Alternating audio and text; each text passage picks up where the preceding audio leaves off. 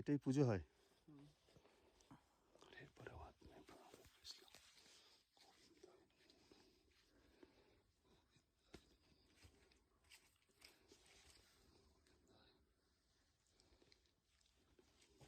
এই काली पुकड़ी জলটা কালো বলে।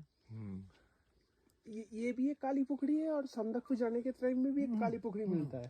अच्छा ये जो पत्थर है ये भोले बाबा का। हाँ हाँ ये पत्थर जो है ये भोले बाबा का भी एक जगह ওই পাথর এই যে পাথরটা ও আচ্ছা এটাই ভোলে বাবা।